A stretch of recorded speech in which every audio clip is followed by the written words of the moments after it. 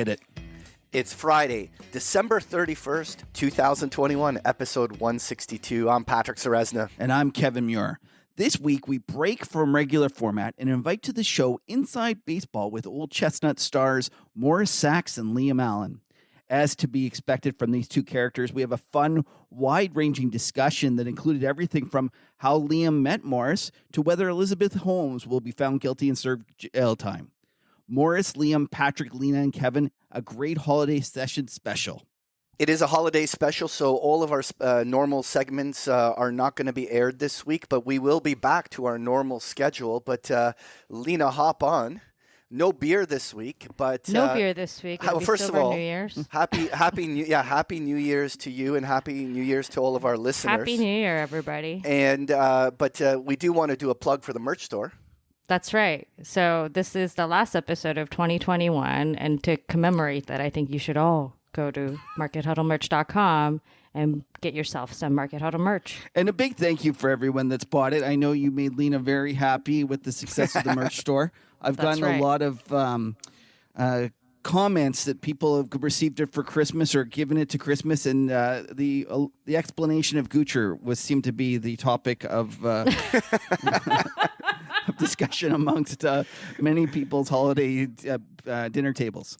All right. Well, listen. Now, no disclaimer today. We're gonna roll the dice on this one. So let's get to our chat with Liam and Morris. All right, folks. It's time for our holiday special, and we have the great honor, the huge pleasure, to welcome to the show the Morris Sachs and, more importantly, his sidekick, Liam Allen. Great to be here. Thank you for having us. Liam, I've been looking forward to this for a long time. We've had the chance to talk to Morris many a time. We know all about him, but we always hear his side of the story. We never hear the other side. So from a fellow that actually knows Morris, we're going to get, you're going to be under the grilling. You're going to get a lot of questions. I've prepared all day, as Morris knows, for this show, and I am prepared for the direct line of questioning. Okay, so I hope under pressure. Liam's great under pressure. Yeah, so we'll just start it off with a nice softball one. I'll lay one up here for you. So how did you two meet? I'd love to hear the story of how Inside Baseball with Old Chestnut came to be, how you two came to become such good friends and the authors of such a terrific podcast. Absolutely. It happened on a bike ride, and there's a famous long running bike ride in New York City in Westchester County that has gone on for, I don't know, Morris probably knows, 75 years. It loops up to the One suburbs. second, can I interrupt here? Does Morris know because he was at the original one? Yeah. You know, there are photos of him in black and white. I've seen some black and white photos. But we met on this bike ride. And it's very, road cycling is very cliquish. There's a hierarchy. There's big shots. There's a definite pecking order. And I was a nobody. And Morris was a somebody. He was a member of the cool kid bunch on the group who, for months you don't talk to, you stay away from them. They command a certain amount of respect. I'm not kidding. No, on the bike, really. This is serious stuff. Yeah, MB worked. He'll tell you that it took a lot of hard work to become one of the top dogs and be able to hang in the front of this big group. So anyway, we met on this ride and we would just chit chat. One day I said, you Morris Sachs? And he said, yeah, I am. Who wants to know, basically? And we just chit-chatted, and we started to see each other every weekend on the ride. And then we started going out to dinner. And when we would go out to dinner, we would just have these easy conversations. But always within an hour and 10 minutes, we were done. And then I'd go home and have more. I'd have more questions, and I'd be Googling stuff that he talked about, and I'd be sending him follow-up emails. It was like a high school crush, okay? But that's how it started. We started going to dinner, and we talked. And I learned what and what not to ask him. I had learned, and I knew not to be like, what should I do with my money? Give me some tips and stuff like that. We talked about music, food, the bike, what was going on, the news. We always, what went on in the news this week. And we so did you know Morris? Now, when you say he was one of the upper members of this group. Is this was he an upper member of the hierarchy in terms of his cycling abilities, or his correct? Yes. Oh, okay. So it wasn't like they allow the rich old guys to go on the front because they're going to get people jobs. This was a little interjection here. There was a Greenwich hedge fund manager. His name is Eddie Lampert. Yeah. Okay. You can Google this guy. Well, yeah, he tried making this group ride, and week after week, we just kind of strung him along, and then right at the choke point, we left him in the dust, which is okay. So you got to tell us, everyone. He's it's Kmart or something. What was he? He was famous for one of the like a leverage buyout. The cute story about him is he was kidnapped. Really? Oh yeah, that's really cute. Yeah, well, it ends well for him, but so they take him to a hotel up in Bridgeport or something like that, and he talks these guys into ordering some pizzas and pays for it with his credit card. True story. True story. So well, if I'm kidnapped and I'm hungry, why not? So and the cops got it, like literally found him from the credit card. Exactly. So Liam can tell you, even though a lot of these things I come up with sound obscure, ridiculous, he has fact checked every single one of these, including chasing down a Bruce Springsteen concert I claimed I went to in 1985. So Liam, tell us about that. Yeah, no, we would go out to dinner, and he'd be like, yeah, I went and saw Bruce in 85 in Providence. I took a limo from the city up to Providence. So I get home, I'd be like, I'm a big Bruce fan. All right, how hard can it be? You type in Bruce Providence in the year, and sure enough, you can get clips from the concert. So I go home, and an hour later, I'm like, here's the Bruce show you were at, pal. Check this out. So that was the kind of stuff that we did. But we met on that bike ride, and it doesn't matter if you're rich, poor, young or old. It's if you can hang or not. And if you could hang and you could do it week in and week out, you developed a reputation as one of being one of like the members of the lead front group. And that's how we met. We met on that bike ride where it was just everyone's welcome. It's open to the public. Sometimes it's 100 guys, but you meet people and you learn who to talk to, who's interesting, who's a jerk, who to stay away from. And he and I were just we just clicked. It was a good recreational relationship that turned into a friendship over the 10 years. But as far as it turned into the show, it was going out to dinner. And then him going on your show. When he went on Market Huddle, I think you guys will agree that he was a good guest. He's a great guest. He's terrific. Yeah. Everyone loved him. Right. Exactly. Someone's told me the smooth, sultry voice of MB. Yeah. They could hear it all the time. The graveyard shift. But he's got for me, I'm 40. All right. So MB's 20 years older than me, but he has the stories that I, as a younger guy, that, I didn't know the guts and the sausage making behind the long-term capital stuff that always that's come up more and more these days. So I just loved hearing that kind of stuff. And after he went on your show and he was so good on your show, I said, you're good at this. All right. You can read the comments because he reads those comments. Everyone knows that he's way braver than me. I write half of them. Right, yeah, the MB burner account. Okay. But he was so good, and in the comments, the people would say, they were like, "Oh, we love this and talk about this." So I buttered him up. I'd be like, "Oh, those guys aren't letting you talk; they're stepping on your toes." I want to hear, But he did tech talk with those. You guys do really good nuts and bolts, and I snicker and I say talk about the charts and stuff. But Patrick, you guys do that stuff, and it's awesome. But I'd be like, MB, I want to hear the stories. Like, I want the gossip. I want you to I want your thoughts on Kathy Wood. I want your thoughts on DJ D Saul. Like, talk to me about all this stuff. And as you know, if you listen to my show, I shut up, I listen, he talks, and it's going on 48 weeks, and people seem to enjoy it. Yeah, that's where we are. well, that's terrific. And so one of the things you said you learned what to ask him and what not to ask him. What don't you ask him is what I'm curious about. What are the no-go zones that you're not allowed to ask him? The only, and he has no problem me telling you this because we talked about it on the show. The only thing he had ever asked me not to talk about was gold this week. And I think that week we made it to about 38 minutes. And he was like, you want to talk about the precious metals? And I almost fell off my chair. I said, I thought there was an embargo on the gold this week because I mean, you guys know, I ask him every week about it, and it's got to be excruciating for him to know the questions are coming.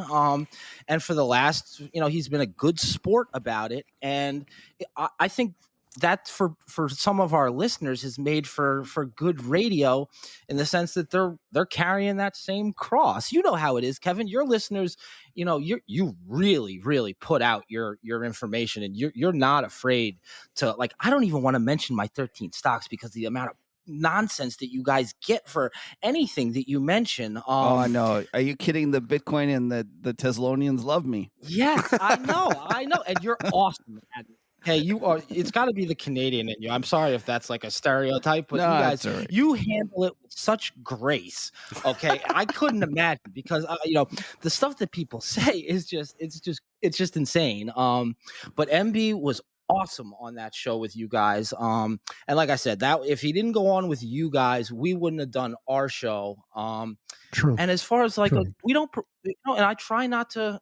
I mean, I hate to say it, I try not to prepare for it. I read as much as I can, but I don't. If I prepared for it, I would think it would come across a little bit less natural, where I think that people enjoy just the two of us having our conversation. And trust me, my wife tells me sometimes we wander around, but it always. Your wife listens, Liam? She skips through the music too. Okay. No. She'll listen to she'll log in around like 27 minutes, like 5 minutes before I get home, and then be like, "Oh, I was just listening to the show," and I'll be like, "Oh, turn that off. I already listened to it." So she gets like 7 minutes and credit for listening to it. One thing? Yeah, hop in here. I think, Liam, the kind of the beauty of when we were having these dinners together, and kind of the things you weren't really allowed to ask was any specific investments. So, for instance, I was completely an open book about any questions you would have about how the market works or the economy or whatever. It's just that, we all have to make our own decisions. And so that was really, I think, the one thing I asked you not to ask me about any particular stocks for a few reasons. One is I don't know which way they're going any more than anybody else. And secondly, there's a handful of these names that I actually know people in the company. And I'm convinced that the day I trade one of those shares, I'm going to end up going to jail. And based on Ghislaine Maxwell, it doesn't sound like that's a place you want to be. So, speaking of going to jail, how have you guys managed to not get sued yet? And I keep thinking when I listen to this, and I keep hearing Morris going on and spouting off his mouth, and thinking about, okay, Morris has got lots of bread, to defend himself, and I'm thinking, I hope Liam's doing well, or Morris will pick up his legal bill as well. I got Liam covered. What? Just so out of curiosity, what have I said you think I'm vulnerable to getting sued? No, I don't have a clue. I just laugh. If anyone listens and they know you have it's good-natured fun, and well, it's just that you guys are a little more litigious down there than us Canadians. We would know that it's just something, a couple of traders drinking some beer and spouting off their mouth and saying a little too much. But I worry about you guys. Well, look. One of the biggest mysteries to me is how I've gotten to be 61 years old and not have anyone punch me right in the mouth with this stuff I said. I just can't help myself. I think the truth is that one of the things Liam always enjoyed was an unfiltered view of things about my experiences or things I saw in the marketplace. And, there's very few people who've been around as long as I've had and survived all the crises and is willing to kind of speak honestly about how they saw things. And, for me, what I'd like to do is provide people with a little sense of the reality and kind of demystify, what goes on behind the curtain of real trading. And what drew me to Liam, well, first of all, I mean, you can't not like Liam Allen. I mean, the guy's just triple A, great personality, quick with a He's joke. a New York Irishman, right? Mm-hmm. They're just wonderful. Irish people in general are great, and you put the New York in there, and it's just Never shuts up and just talks constantly. So Liam would ask intelligent questions and listen for responses, and then the questions that would come back indicated a curiosity and an intelligence that really impressed me. And so, this is arrogant to say, but I really felt like it was worth my effort to spend time and provide him with an ability to figure out the financial world, which, he's got a natural sense of it, but it's not his main bread and butter like you, me, Patrick, and perhaps Leena. I'm not sure how much time she spends in the markets, but so I have to give Liam a big thank you. I've been listening to the show, and I love your show. It's terrific, and since Liam has gone and gotten himself all bulled up on Bitcoin, it's very clear that he doesn't read the letter that you so graciously gifted him called The Macro Tourist. And I am going to promptly use him as a contrary indicator. Nice. Liam, do you want to defend yourself after top taking the Bitcoin? I got a bad quote on Yahoo Finance this afternoon. It read 38,000. Yeah, it said 36,000. I dropped my phone. My wife says, "Why are you so pale?" I said, "This can't be right." Never mind. There. What? All right. So Morris has said before. All right. He'll use examples of people he trusts that are brilliant, that have great track records. Hey, so and so likes this. They like it. We have a mutual friend who, what's the best way to describe our mutual friend that is extremely active in the market? He is a active participant in a major way, and he's our friend, and he always kind of, he'll give us honest answers about the Bitcoin stuff. He makes Morris and I think he makes us look like flat earthers. He'll explain it politely, and he'll agree with some of the things, like the points that we make about like Tether and all those things. But every email will end with, "But it's here to stay." And yeah, you're right about all this, but it's here to stay, and it's not going to change. And finally, he said something along the lines of like, you cranky old men are not going to make it. I mean, you've seen the NGMI things that they, it's just excruciating. It got to you. So it got to me. And I said, if he is telling me that I am not going to make it, I am officially a flat earther at this point. And I said that I'm doing my daughter a disservice by not buying the future. They got you. They got you, Liam. They got you, Liam. And next time you want to do the trade, Liam, next time you want to do the trade after you're like sitting there and not buying something, and then finally the fact that everyone's making money and you're Sir Isaac Newtoning the thing, I'm going to give you my inventory and you can just journal it. I'll sell it to you. Selling and buying back at the high was not the worst thing that ever happened to Sir Isaac Newton, though. What's the worst thing that ever happened to Sir Isaac Newton? He died a virgin. But like, did he really? So how do you know this? Like, did you honestly? Like, you're not kidding me about this? I've been in the market choking on my beer. Time. I'm choking on my beer. I believe that's it. I'm going with the correct answer. Yeah, my final answer: virgin. Really? Yeah. And this is fact. We know this. This is no wonder he figured out all those other things. He had a lot of time on his hand. He's a frustrated he had a lot of pent up energy. Can you imagine what the rest of us could have done if we just stopped? Oh my God, are you kidding me? Imagine. We better pull up here because we're heading right into a mountain. So one of the things that I'll tell you, one of the things that I love about your show and what I love about Morris is that often when people achieve that level of success, they let's just figure out how I want to say this properly. They don't want to rock the boat. And one of the problems is that if you look at people that deserve to be criticized, successful people that deserve to be criticized, if you are not as successful as them, it's easy for people to dismiss you. They'll say, "Oh, you're just bitter because you didn't make that much money, or you're just bitter because of this." So what you'll find is that it's especially powerful, your criticism, and so important when you start to call out the people that deserve to be called out. And I applaud you, Morris, because a lot of people that have achieved your level of success, they choose not to rock the boat. They choose not to do it. And I think some of these people deserve to be called out. And I was listening last episode, and Liam's probably going to be quiet now, but you guys were calling out Epstein and all those people. And I'm a big believer. We should call them out. We should call all these people out.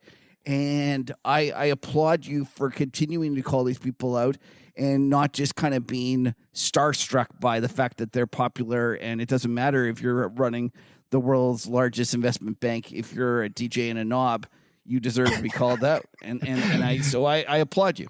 We got some pushback from a listener saying, the DJ Sal, who cares what he does on his weekends? They could make fun of Morris being a newbie, but Liam and I had talked about it offline, and I explained to Liam to make sure he saw my point of view, and especially with the Goldman guy, it's like, look, you have a responsibility to be a leader, and is like Liam said, the clients come in, they want to meet you, they want to see you, and seeing you on page 6, which is what's been happening, isn't how you want to run a major league investment bank. And just, not wishing bad luck on anybody, but not that I've ever been to one of these things, but, some of these clubs, people are drinking, and maybe they're taking drugs, and maybe there's some other things going on, and what if something goes sideways and you're the guy spinning records? That kind of bad. It's just to us. It was just a bad optic. There's What about the fact that he's at Hampton and some young person wants to talk to him, rightfully so, because they're impressed that this is the leader of my company, and he turns his nose up and gives him shit for not being at work. That stuff makes the paper. We're just reading the paper. So like when you're making the paper for that stuff, you deserve. We can talk about it, and I'm not going to apologize for it when it's news in that sense. This is Goldman Sachs. I don't want to waste your holiday show doing this, but like we said, it's Goldman Sachs. This is not Duke and Duke's bucket shop down in Champaign, Illinois. That was New York. Where was that? The Duke and Dukes. Philadelphia. New York. Philadelphia. Yeah, even better. Yeah. So, but that was just. It's easy if you're gonna be in the club spinning records at 5:00 in the morning, making headlines like for that stuff. I'm gonna talk about it, especially if you're running Goldman Sachs. Or you better be running Goldman Sachs or to be the Prime Minister of Finland. or the married to the Prime Minister of Canada back when I was a youngster.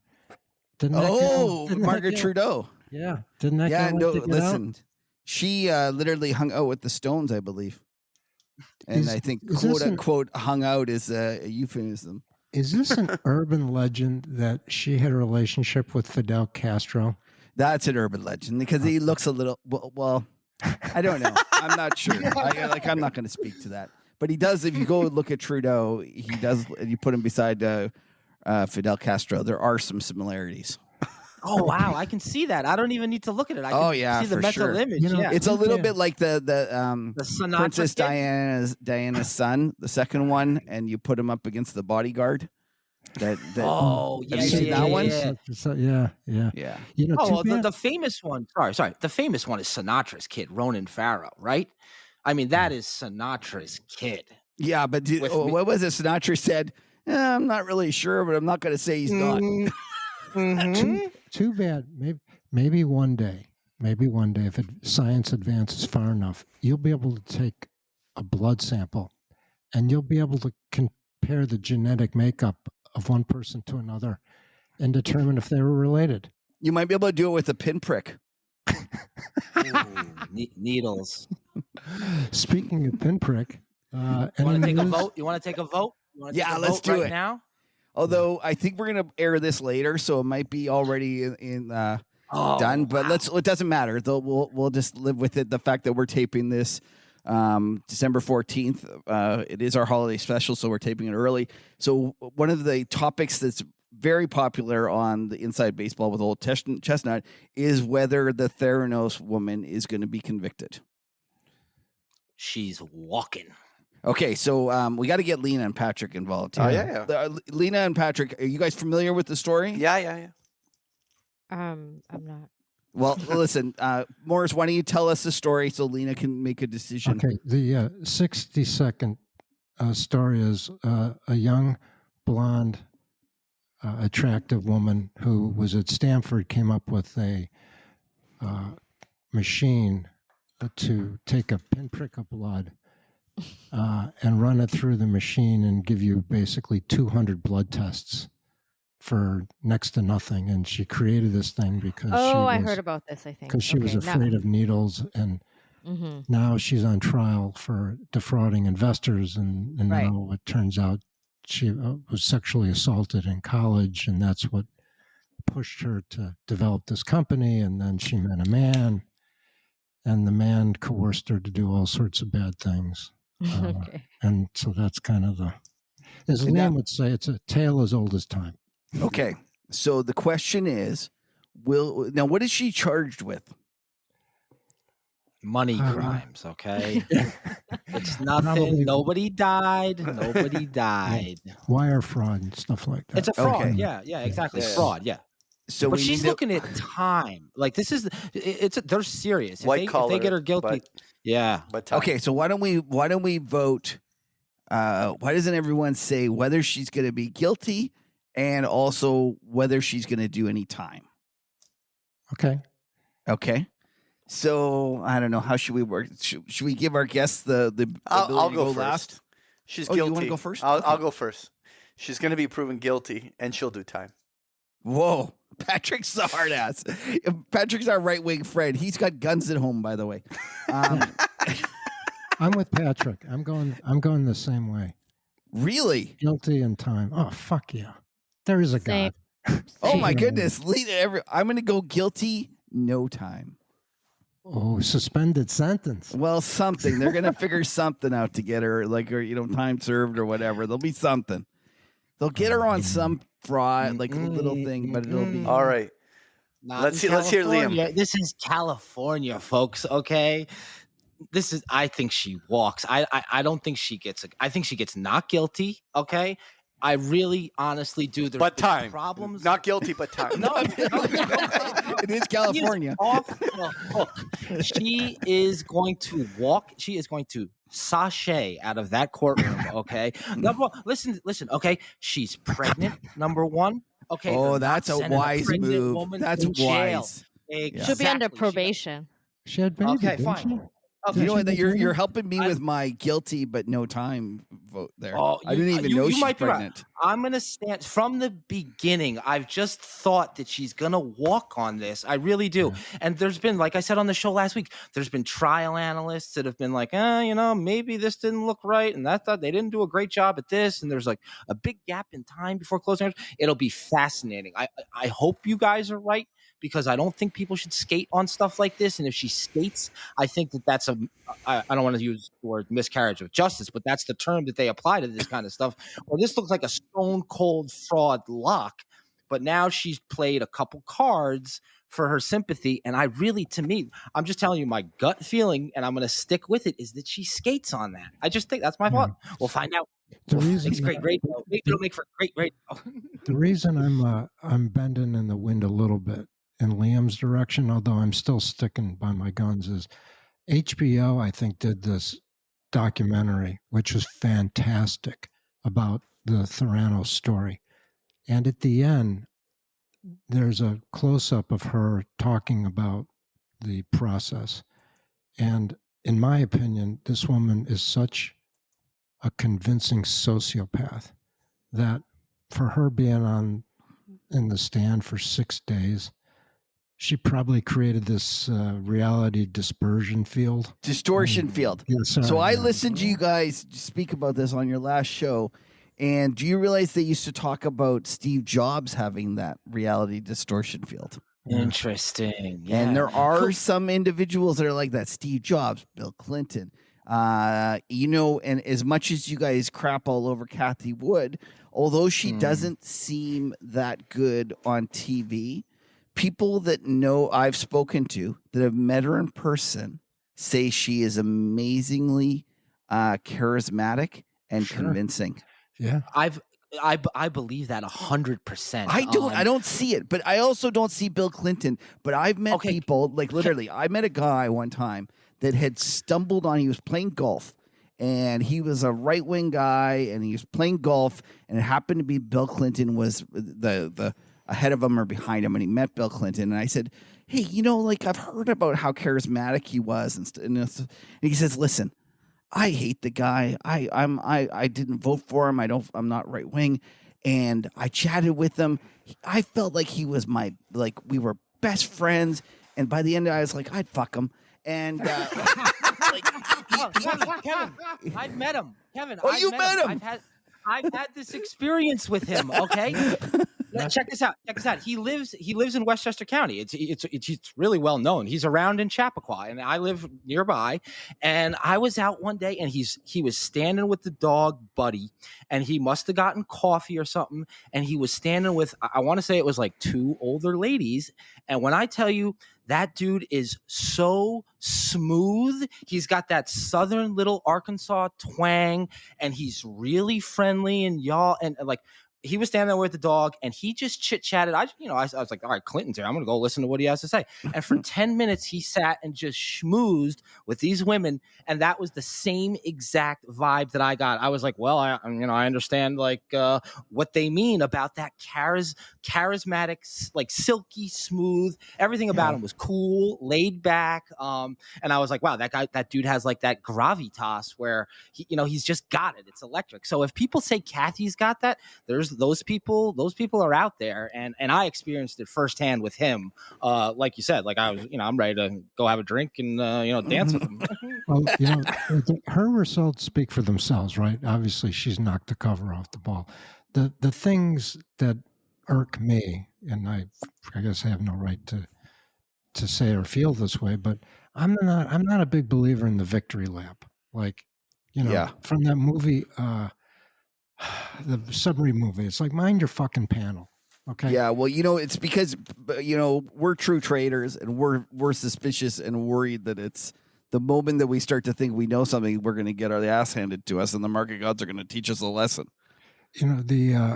It's when I look at the behavior of the trading that they do, and keep in mind, there were better risk managers than me and worse, but the survival trick was trying to understand if you were going to have a trouble with a trader before it happened.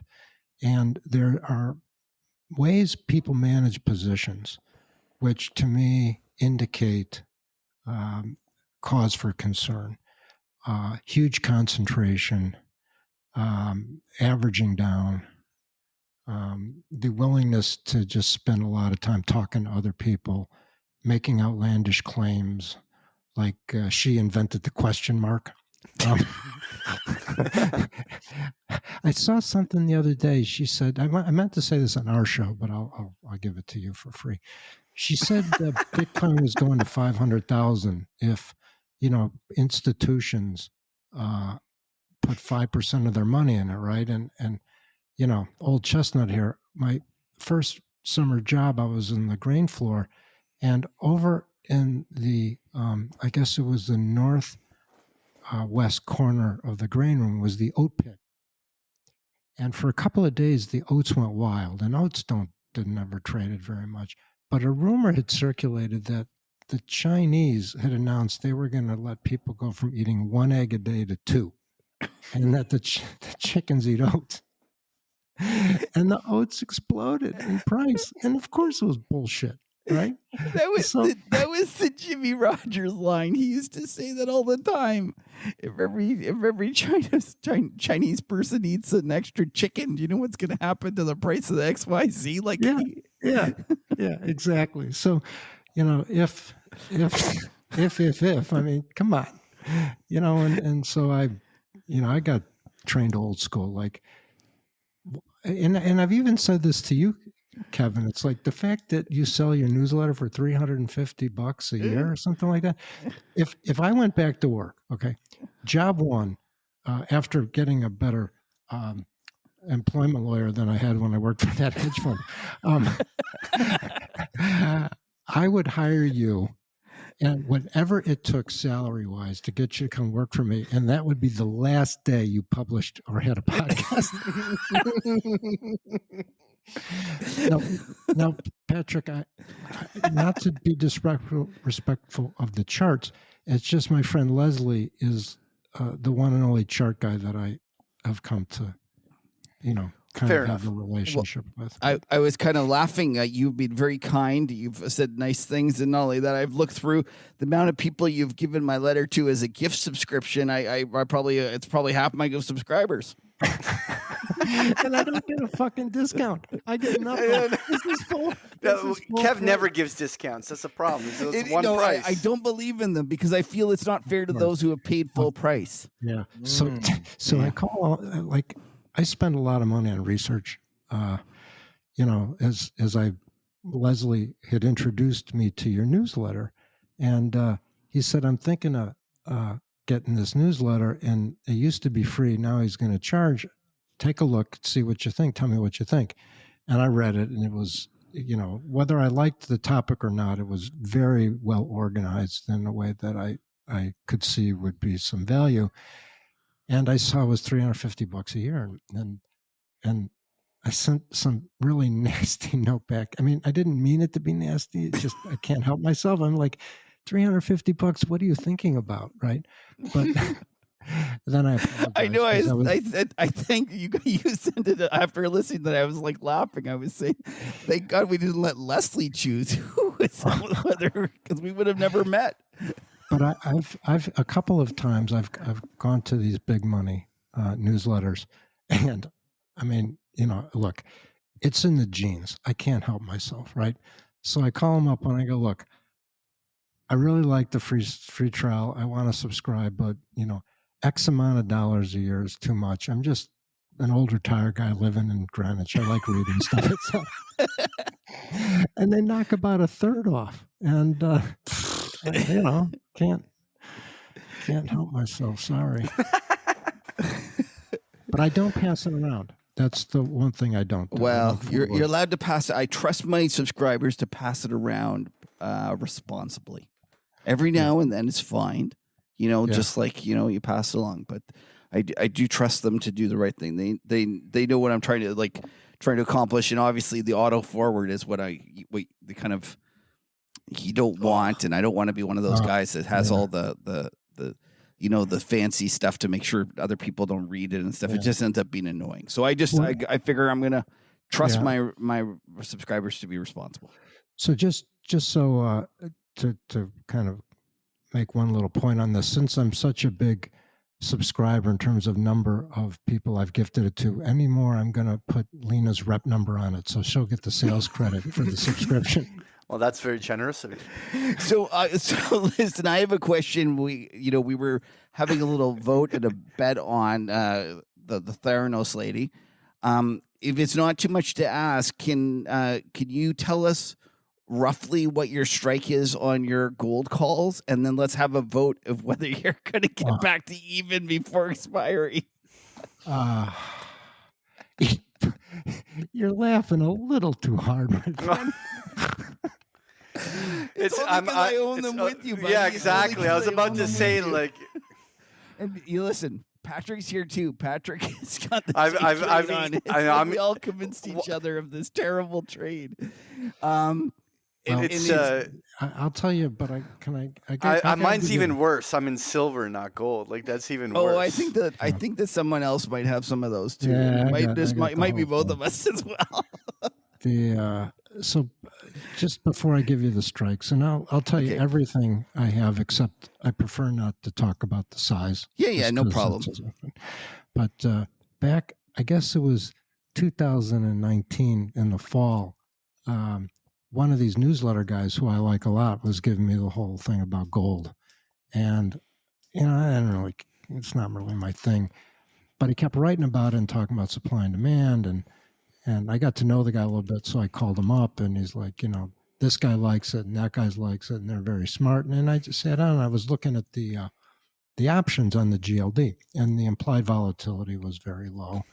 And with the zero interest rates, the forwards, weren't unattractive. So I bought a bunch, and that was back when it was like GLD was like 130. And so I caught that move pretty good. And two things happened. One was I wrote it and I kind of levered up a little bit, which I learned from Leslie, for better or worse. And then on my birthday, August 6th, 2020, that was the high of gold. Okay. Yeah. I got a call from one of my kids wishing me a happy birthday and telling me, Dad, you're just knocking out of the park. That's fantastic. Oh, they And I'm like, goochered it. Oh, she goochered it. She and goochered then- it. And and I then- wrote something, and I remember you giving me a hard time about it because I was a little so less. I was a upset. little less Yeah, I bullish at that know, time. I know. I- And then I have, I've got two brokers I use, and then one of the brokers was like literally that Monday morning, is like, boy, you nailed it. Oh, Anyway, so honestly, I have- when we have in our I trade with a bunch of guys, and Yeah. when someone congratulates us, we literally start selling it. Like, it's you know what? But it felt like that in oil just a month ago, right? Like, and isn't that what happened? yeah, like it's like. Are you not making our point, Patrick? Yeah, no, but it's amazing how it works out that way, right? Yeah. Like once you just get cocky, you've got it all figured out. That's when the market gods just fucking make you eat it. And now that we have Twitter, can't- these oh sorry, Liam, I'll just say this. Well, now that we have Twitter, these stupid laser eyes, that's the other great sign. Oh, God. What I were you can't tell you how many. I can't tell you how many charts I've had lined up to send MB. Be like, oh well, sorry about your gold. Look at this. Look how I'm doing in this. And I say, and I just delete them. There's like I never send them because I know that as soon as I do that, the next day it's gonna the floor Hey, buddy, falls out from under. Yeah. You know what? This is not a zero-sum game. I mean, I'd like to see you crush it. And you're doing very well. It seems like you guys are all having a good job. I'm really happy about that. And not only that, the reality is that you'll often find the very best traders. All they do is talk about their losers. They're pretty quiet about their winners. Okay, so but we have to have our fun little game here. What you can make up a strike. I don't need your actual strike. But I'll tell you. I'll give you the whole thing. Okay. Okay. So, and I'll give you the expiration. Okay. I have June 2022 185 calls. Okay, And on I- GLDs because I Yeah, got to figure out. GLD, So what is yeah. because it's not a straight 1 for 10, right? I got to do a little bit of math here. No, it's Uh, not 1 for 10. It started at that. What's that, like 2,000 an ounce or something like that? So you Well, have so 185s. Oh, you're not that far to the money. These are That's 165. we're 20 Oh, GLD shit. points. We're not even gonna. There's no sense betting on that because everyone's going to bet you're going to be in the money.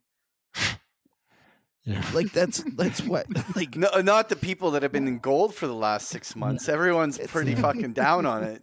Well, Patrick, I don't know if Kevin told you this, but I was telling Liam, and I think Kevin at one point, there is a real seller there. There is somebody standing there, I'm convinced, and just frickin' letting them have them.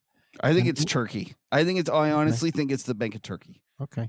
Because Liam even pointed out, it's like, what happens at noon every day or 6 a.m. every day? It's like, I don't know. Liam, you're going to be one of these tinfoil hat guys that's convinced there's not gold in Fort Knox before you know it. I'm there already. Okay, and I have to filter the amount of stuff that I read to not send him, because I don't want to sound like the tinfoil hat. Sometimes I'll get short answers, like I'll be like, all right, let's see what he thinks about this, and he'll be like, I already read it, or no, wrong, or but there's I mean, if you start, you guys know, if you start reading about gold, the amount of theories and the amount of stuff that you can read is just, it'll make your head spin. That's why it's so painful for me on a daily basis for the last year to look at, like, Morris, what happens at 12 o'clock? You went from 1810 to 1770, straight line down at the strike of noon, And, I was feeling good about myself. That's what happened. I had a little window. For a brief moment, I felt like I was a success. But you know what? I always push back against the people who tell me gold's manipulated. And I do understand the argument that why bother selling a whole bunch of stuff on the Sunday night, which is often what the gold conspiracy folks will say. Like, they'll be like, why sell 4 tons of gold between Sunday night at 8 p.m. and next morning? And I agree that you can push markets around over the short run, but eventually somebody else big comes in and says, okay, I'll take that. And and Morris will know this. I've seen it. Oftentimes, like, I can remember I had big positions and I would be stuck, and you have to move the quote to get people interested. And then once you move the quote enough, eventually another, all of a sudden ring, ring, ring, and there's someone on the other side that'll trade your size. See, Kevin, I think what if I may, and this is speculation, but so when I was working, we had I overuse this word, but we obviously had substantial positions in LIBOR swaps, right? And so for a while, a friend of mine who is a lawyer that does class action suits started suing people, saying that there was a conspiracy in LIBOR. And so he wanted to talk to me about it.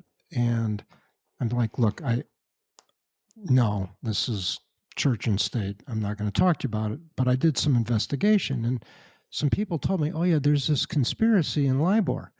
And I'm like, no fucking way. How in the world could there be a LIBOR conspiracy?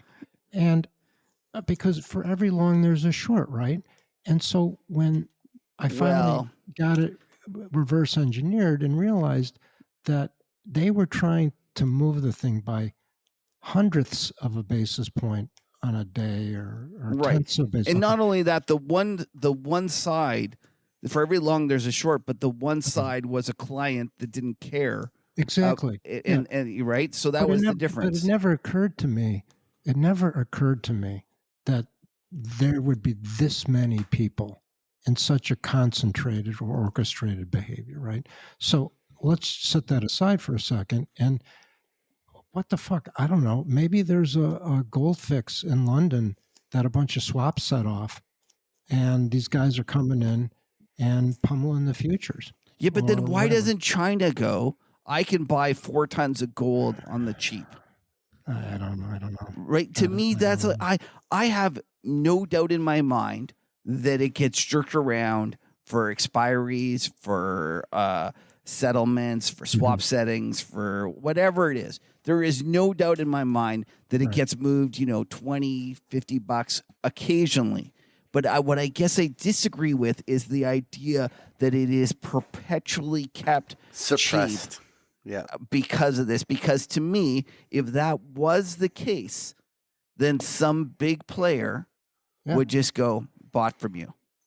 I think that in general, what it is that once people convince themselves of something to be true, once their narrative doesn't play out, they need to blame someone. They can't take the responsibility that they just had a bad idea and that it was the wrong thing. They need to blame someone else. It was manipulated. It was this and that. You're 100% right. It's 100% right. And that's really why it is. It's just a bunch of bitter people that can't admit they're wrong. Well, one of these days we're going to have those same gold moves to the upside, hopefully. And July of next year. And I doubt, that's right, July after your options, and we're not, and I doubt we're going to hear calls about how it was manipulated at that time. That'll be price returning to fundamentals. It's such a peculiar situation to me. I mean, clearly I've drunk the Kool-Aid, and it hasn't worked, and so maybe that's why I've constructed this scenario in my mind that there's a large seller. I mean, why else wouldn't it go up, right? But, to Patrick's point, people are wrong and they're trying to find a reason. It just fundamentally, it seemed to me, and continues to be, I've gotten everything I could have hoped for, and the price doesn't go up. And so that's true. And the bottom line is this: I mean, I've been doing it long enough to know that in the end, if the price don't go up, that's all that counts for what I think will matter. And what's so when I used to ask what's wrong with this, like, so bond yields would go down and gold wouldn't go up, and they would talk about, well, it's the Bitcoin, and then the bond yields would do something else, and they say, well, now it's real yields, and so it's just the bottom line is nobody wants it, and that's going to continue until I don't know when. And so for me as a risk manager, I've committed a certain amount of money to the thing, which is why I like options, because for me it's forced discipline. Like, they can only go to zero, right? And I treat them as a binary situation. Now, it's a big number for me. I mean, I probably took a 10% hit NAV on if they end up going to zero, but it was a 2-year play, and at one point it was up a tremendous amount of money, and I got stubborn, and I've lost enough money. I know. Okay, so let's talk about something else. No sense beat a dead So horse. what I want to talk about. Yeah. Can I change the topic a little bit? Yeah. You go. I want to talk about the Time Magazine Man of the Year. Oh. Like, but what I find amazing is it's like we wait every year to find out who the heck gets onto that magazine cover, but it couldn't be more controversial that it's Musk this year. Like, the fact is that we've seen like Jeff Bezos and stuff like that back in the day make the cover, and what the stock did in the period afterwards. What do you think? Is it just work out? Is it this easy? Is it just like you just short it because it's like, I feel like it is so it's like such an easy setup that it almost feels wrong I'm suspicious that it's not going to work because it's just so blatantly obvious to do it. Am I? What do the charts tell you? Yeah. What do your crayons say?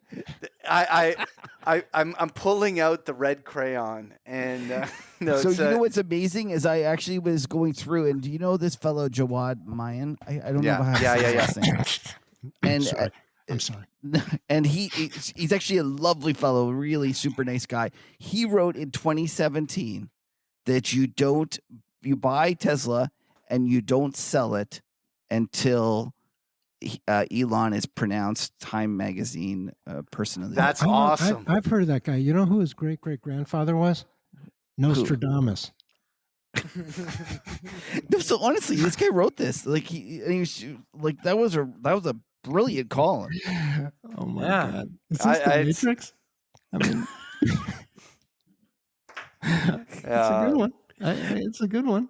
Well, you know what? It worked. Well, we don't. Well, first of all, we don't know. We have to still need another year of data to really see how this plays out. But it's going to be really interesting. There's some lovely people that were voted Time Person of the Year. Hitler. Yeah, Saddam Hussein. Yeah. Ayatollah Khomeini. Yasser Arafat. Stalin. Yeah, a bunch of lovely fellows. Okay, I'm going to ask you. I'm going to take you this into your wheelhouse. The other day, well, actually, before I ask you this, I got a question for Liam. Liam, every time I end up getting on to FaceTime with Morris, because Morris, he's a visual man. He wants to see things. But now that I'm saying this out loud, I'm actually kind of putting two and two together, and I'm realizing what's going on here. Every time I get Morris on, he's either got like Saturday Night Live kind of shirt unbuttoned down to the navel, or he's literally wearing a bathrobe. I don't know what the guy does. He like goes around either half dressed or wearing a bathrobe all the time. And I've listened. We've chatted, probably half a dozen times on FaceTime, and it's consistent. He's never in regular dress. And I just want to know: A, does he make you have a video while you're doing it?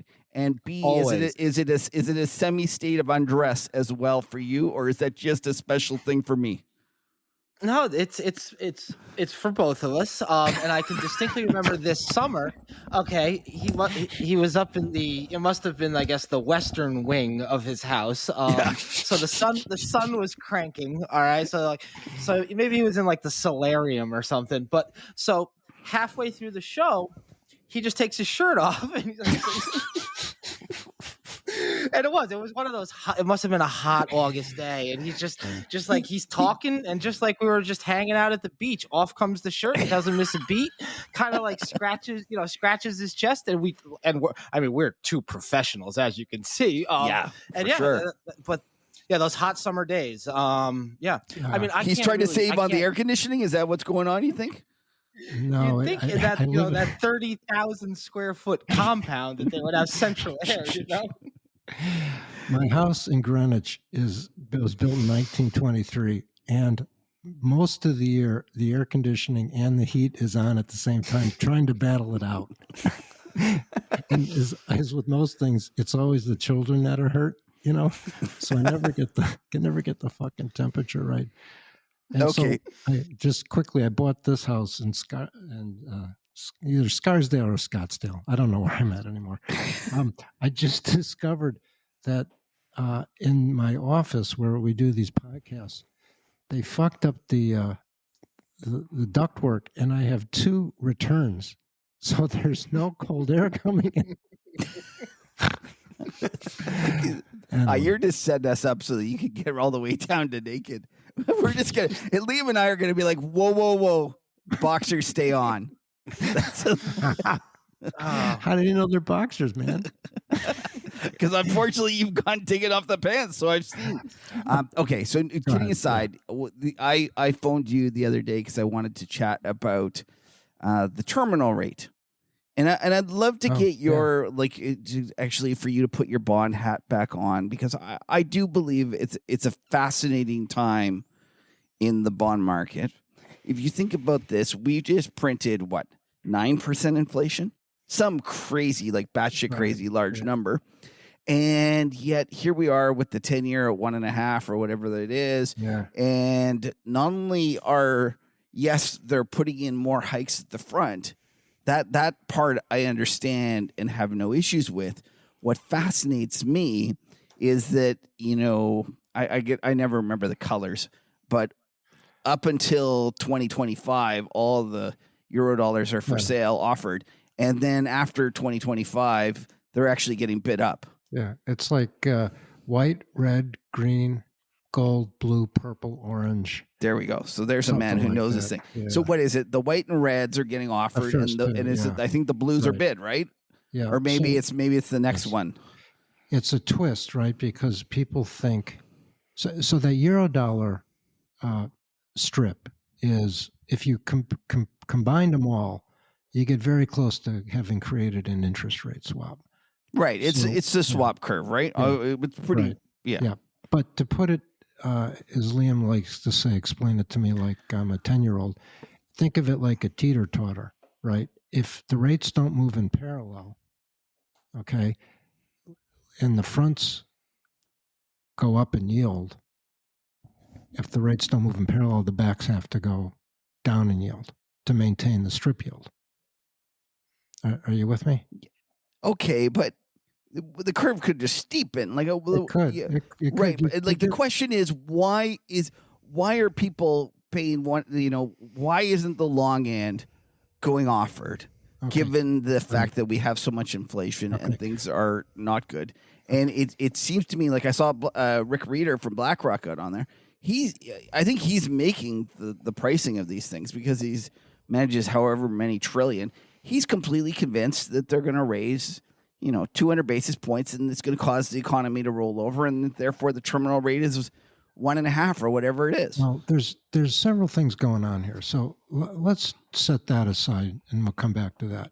But the first thing worth mentioning is, in reality, financial markets are like really a commodity market, and so if you got to move, 40,000 barrels of oil across the country, you got to put them on a truck and you got to schlep them. I mean, it's a physical thing, and it costs money and time and weight, and so interest rates are like that too. In that, if people are buying bonds, it doesn't matter what the smart guys think the rate should be. It's the fact that there's X amount of bonds and people are buying them, and so in this instance, what I think kind of the simple answer is that, and I said this till I'm blue in the face, there is a dearth of long duration AAA assets. So you have every pension fund, every life insurance company, every endowment fund, they have a long duration liability they need to immunize. And so there's not that many things they can buy. 30-year treasuries, 30-year zeros, you buy some of those and you get rid of your duration problem. Maybe the rate's not great, but you have an asset liability you need to manage. The second thing is that if you go to Europe, the rates are substantially lower. And on top of that, the currency, I don't really know what you got. I mean, that's a whole nother show or two about what is the euro. The dollar's the dollar, and like it or not, for the foreseeable future, it's going to be the reserve currency. So I think between the asset liability managers, between money coming in to buy because it's the highest yielding asset out there, I think those two things are important. Then to go to the Rick Ryder, is that the fellow's name? Reeder. Ryder. Yeah. Potato. I think it's Reeder, but I could be wrong. That's okay. He'll be all right. So conventional wisdom is that if the Fed tightens, it's going to slow the economy, and that's going to bring long rates down. And that's why people talk about the yield curve being a great predictor of the economy, right? And I've never figured out whether it's the physics of the money moving around that causes the curve to flatten, or whether it's just astrology. But there's two things I've said that scare me, and one of them's a flattening yield curve. And I've just learned to respect it. So What's the second? carnies. You just love the Austin Powers, jokes, don't you? Smell like Is that cabbage. just because we're Canadian and you're doing that for us? Great movie. I appreciate the humor. That's one of my favorite movies. By the way, Liam will tell you, part of his initial training were the 5 books that I want everyone to read. Okay. And then once we got through those, now we're working on the movies because you got to learn your lines, right? Okay, so listen, this is going to be the holiday edition Morris Sachs, now Liam Allen, holiday book reading list, suggestion list, and with the movies. Give us the 5 of each. Liam, you remember the books? I think we started, the first and foremost was Reminiscence of a Stock Operator. That's where we started. I think that's number 1 on his list. Okay. Good on you. I can't even say reminiscences. That's just Reminiscences. So yeah, that was. What's number 2? What was next? Modern Times, Paul Johnson. Yeah. Yep. Modern Times. Atlas Right. Shrugged. Atlas You made him read Atlas Shrugged? I didn't read it. You didn't read He admits he doesn't read it. It was on the list. It was on the list. So why do you like Atlas Shrugged? Like, listen, I actually enjoy the book as well. And you know what's really funny is that I have friends who are libertarians, Mhm. huge libertarians, and they hate it. And they're like, it's bad writing, blah, blah, blah. And I go, I actually like the book. I thought it was a good book. Yeah, the Fountainhead Which was one's better, but- wait, the Fountainhead? The Fountainhead is the one with the architect and Architect, and yeah. Atlas Shrugged is John Galt, right? Yes. Who is Okay. John Galt? Yeah. And so I take it you're a fan as well. I like both of those books. I actually I felt my eyes well up when I read about, he got the check and it was made out to Howard Rourke, architect. Yeah, like that was your was- little tear jerk moment. Yeah, that kind of caught me leaning the wrong way, but I quickly rebounded and moved on. Did you see that there was some Walmart ex kind of like head of internet or whatever, and he made a fortune? He was literally going to make his own Gulch. And like, no, I'm not kidding. Like literally, I read this thing. He was going to take everyone and go off and make his own city, and it was going to be his own little town. And who knows? He's probably going to use Tusk bucks, but the reality was he was going to do this. I was like, holy shit! It's okay. Anyways, let's keep going with the books. So what's the next book? The one I love, and you know how some people carry a Bible with them everywhere they go. Okay, I mean, we're not kidding. my tribe, We but- don't. There are not a lot of us do that. But anyways, go on. I have a book called Lessons of History by Will Durant. Okay. And it's a, what is it, Liam? Like 104 pages? Yeah, if that. Yep. Yeah. And I carry it in my briefcase with me. And Really? Oh, dude, it's all there. I haven't read this. Okay, so this is Yeah, it's a good read. 104 you just saw 104 pages and you were all over it. Leah. Ripped through it. Yep, it was like one night. I was like, I got you, MB. I'll take this right off the list. Lessons of History by Durant. Okay. Then you made me read amongst the thugs. Yeah, But I think then you yeah. took it off because that guy embarrassed himself. So there's been a couple people that have been struck from the record. I won't say the Yeah. first person's name because we've beaten him to death last week. But yeah, I think we took that book off. But that was a good book Among the about like thugs. Yeah, I think we should say it because it's good. He wrote a book about cooking, and he killed a pig and drank the blood. Yeah. And pigs are intelligent animals. Smarter just than a not- dog. Although, let's face it, if they were that smart, they wouldn't taste Wouldn't be so good. Yeah, wouldn't be so tasty. Jesus. So we got 4 books, and Okay. so it's Modern Times by Paul Johnson, Reminiscences of a Stock Operator, Atlas Shrugged, Shrugged. Amongst the Thugs. Your and, part timers is Lessons of kicking in History. again. There you go. Okay, now let's go with the movies.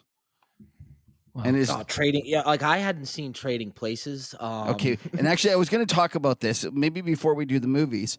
I realized that if I'm not mistaken, Morris, you're a baby boomer. Am I correct? Apparently somebody called me a boomer. I think Yeah, you actually yeah. are. I think you actually are, if I'm not mistaken. Mhm. And if I'm also not mistaken, you have managed to hook yourself up with a millennial, albeit an elder millennial. Mhm. But I made it, believe though. he's a Yep, millennial. I am. Yep. I have to be cautious because hookup, I think, has no good Yeah, meanings. And I want to make it clear that I'm not gay. Not that there's anything wrong with that, but You just tease them. That's all. With your- okay, so what? So Liam had not seen Trading Places, right. and Liam, what did you think? Oh, that was Trading Places was awesome.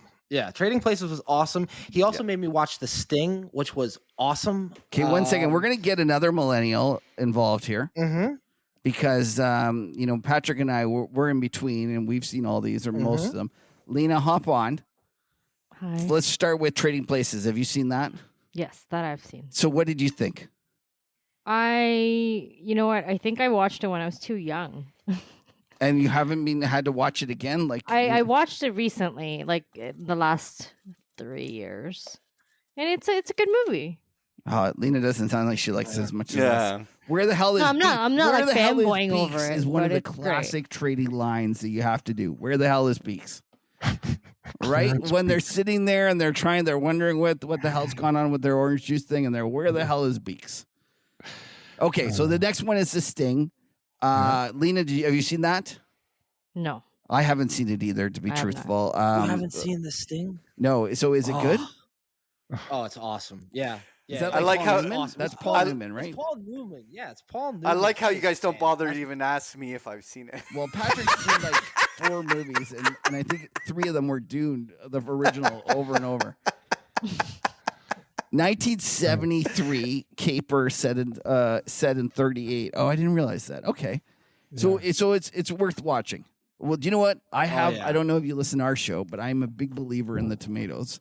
So let's have a look at the tomatoes here for The Sting. Oh, it's got to be like 97, right? It's You're very confident. Let's have a look here.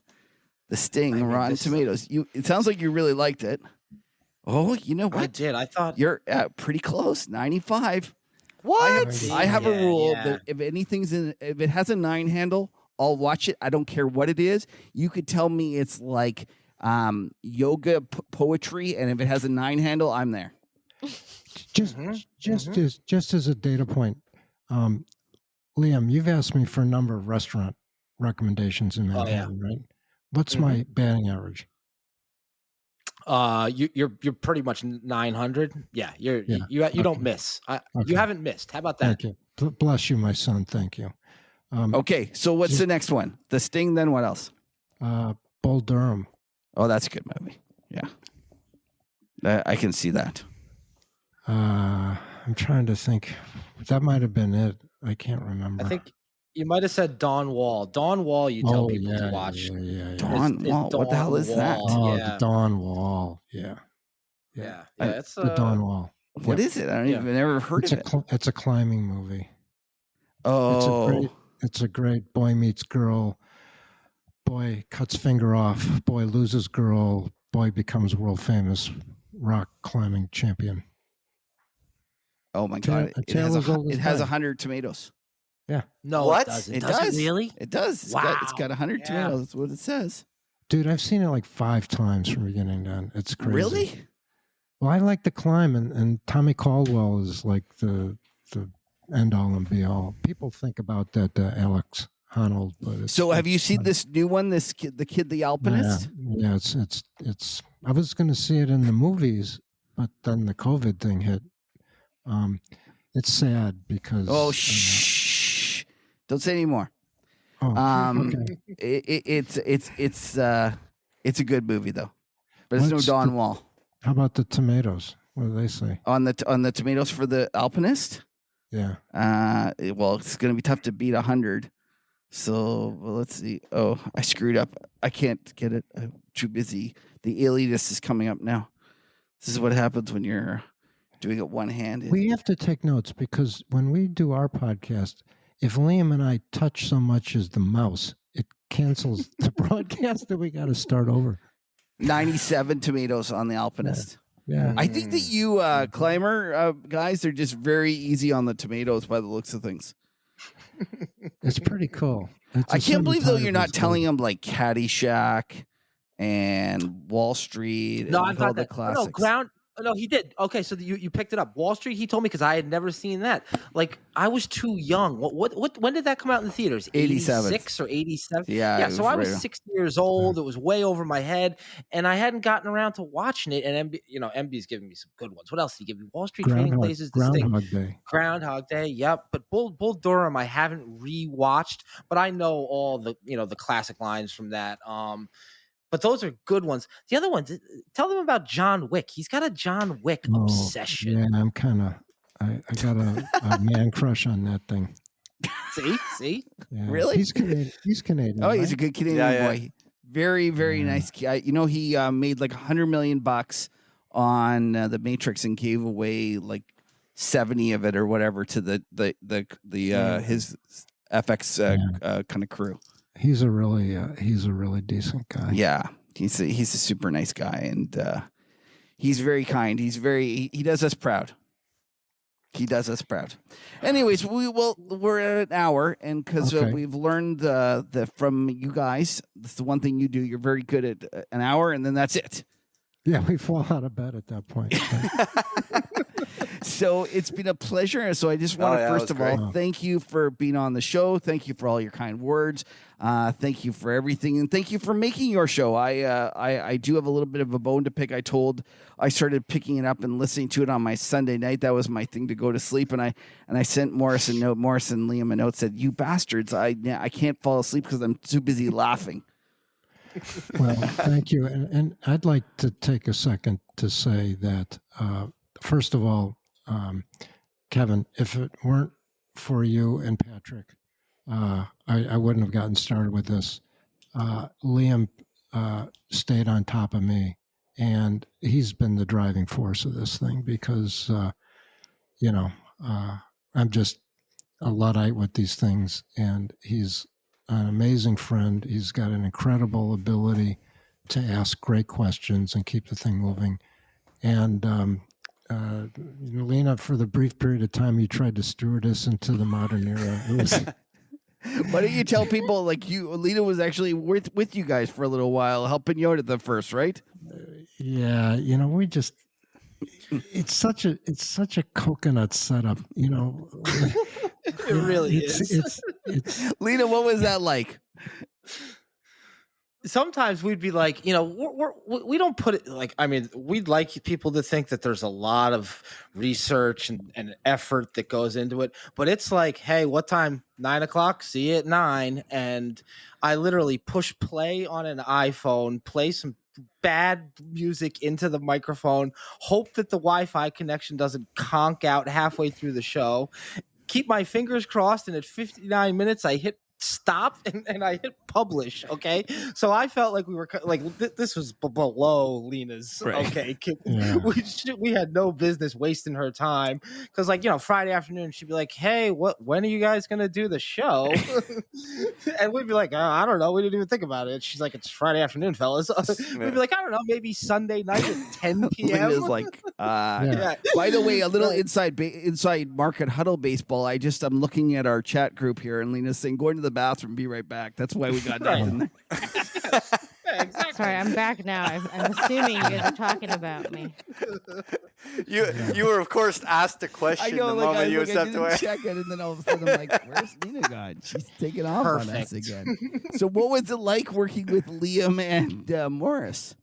I felt like I was pestering them. It's like, are you doing your show? Can I get it? It's definitely enjoyable. I listened to the whole thing and I laugh. I think one of the episodes Morris was talking about his father's watch, a Patek Philippe watch, I think. And I said, one of the episodes, I'm like, oh, you can just pay me in a watch instead. I'll take that instead. Thank you. It just to let you know, Leena, it wasn't so much me trying to figure out when the show was going to be. It was when my wife was going to tell me we didn't have plans on a Friday or Saturday night. What do you mean you're doing a podcast? We're having dinner with the Smiths tonight. I'm like, oh, fuck. Fucked up again. So Leena, you've been married less than a year, right? Oh, I got married a couple months ago. Okay. So a bit of advice for your husband. Tell him the secret to a good marriage is to do what you're told. Old Chestnut says that. Do you know one of the guys on my trading desk told me, he says, never do something once that you're not prepared to do the rest of your life. Oh my God, that is so true. Oh, that's what my mom told me. Yeah. Yeah. Well, good advice. Good advice. That's funny. Okay. Well, anyways, I just want to say thank you for being on this show. Yeah. It's been a real pleasure, and thank you for all your support and everything. And why don't we tell people about your show? Why don't you? I'm going to let Liam give do the promotion here. Liam, tell people where they can find out about and listen to more of you and Morris. Well, Morris bought the. He went out and bought the website and he has done a good job of promoting it. It is ibwoc.com. Somebody asked me on Twitter and I tried to type it out and it just didn't work. So it's www.ibwoc.com. That's Inside Baseball with Old Chestnut.com. And people tried to get us to change the name, and I'm glad that we stuck with it Nah. because now it's Yeah. You know? No. Okay, good. Screw them. Good. Yeah. Thank you. I appreciate that. No. But yeah, or on Twitter, which I try to stay off because the laser eyes, like you said, you know what goes on there. It's excruciating. Yeah. And now I'm part of it. I'm part of them. You are part of them. It's terrible. So I try to stay off of that because Morris has warned me, of the perils of social media. Well, you guys probably don't remember when Morris was on social media, but it was fun. Let me tell you. Okay, but so I try to, but I'm aware. I pay attention to what's going on. But the guys that email, I get a lot of good emails. It's insidebaseballcast@gmail.com. And we have a bunch of guys that send us really good stuff, from news articles to charts to opinions. And there's been some weeks where I've been like, I might have to hit up some listeners for Tough to Talk About. Because it'll be Sunday evening around 7:00, and I'll say, hey, MB, what do you want to talk about tonight? He'll have nothing. Right, because gold is getting old. Oh, pal. geez, Gold. yeah. There's a saying on my main desk that says, "Gold will make you old." No, seriously, and these guys are some of the most astute traders I know, and I have tons of respect for them. And that's what they say about gold, and I feel like we're learning that firsthand. Gold will make you old. Okay, so they can go, and it's obviously on Apple Podcasts, Spotify, everything like that. It's Inside Baseball with Old Chestnut. That's it. Thank you, Kevin. Well, listen, guys, it's been a pleasure, and listen to all of our Market Huddle listeners. Thank you for tuning into our show and being a part of our happy holidays and happy holidays, everybody. And so, from the five of us to everyone out there, a big have a wonderful, safe, and wonderful holiday. Yeah. Take care, everybody. All right. Bye-bye. Happy holidays. Cheers, Thank you, Kevin. Bye. Thanks, Cheers. everyone. Thanks for tuning into the Market Huddle. We appreciate you spending time with us. Please give us a follow at the Market Huddle on Twitter. Leena is there, and she gets tired of talking to Patrick and myself every day. You can listen to the Market Huddle on all the networks: Google Podcasts, Podbean, Spotify, Android Play, iTunes, and YouTube. And a lot of people watch on YouTube to see all of our charts and visuals. And while you're there, please like and subscribe to get our latest content. And if you're on iTunes, a review would really help us out a lot. Patrick, where can they find you? You can find me at bigpicturetrading.com or on Twitter at Patrick Ceresna. And Kev, for those people that want to start the year off on a good foot and subscribe to the Macro Tourist newsletter, which you actually had a really fun piece, just one. I enjoyed your rotation piece here. I actually read it, by the way. But where can they find you, buddy? They can check me out at Twitter at Kevin Muir, or they can go to my website at themacrotourist.com. And before we sign off, I just want to say a big thank you for everyone that's come along on our journey, the Market Huddle. It's something that I truly love. It's people say that they always ask me about all the time that we spend on it, and it is a labor of love. And I must say that I couldn't ask for two better partners than both Patrick and Leena. Thanks, so a big thank you to both of you. Thank you. And thanks for everyone that's tuning in. Yeah, it's labor of love, bud. It's great people to work with. You're awesome too, Kevin. The beer certainly makes it easier. That's right. But we couldn't do it without everyone listening, so we really appreciate that. And I always kind of joke and say the thing about birthdays is that they sure suck, but it sure beats the alternative. And I feel like that's about the way about 2021. It wasn't probably the best year in terms of a lot of people were locked in or dealing with COVID and a lot of different things, but we made it through, and hopefully 2022 will be all the more fun. Well, Happy New Year, everyone. Happy New Year. All the best in 2022, folks.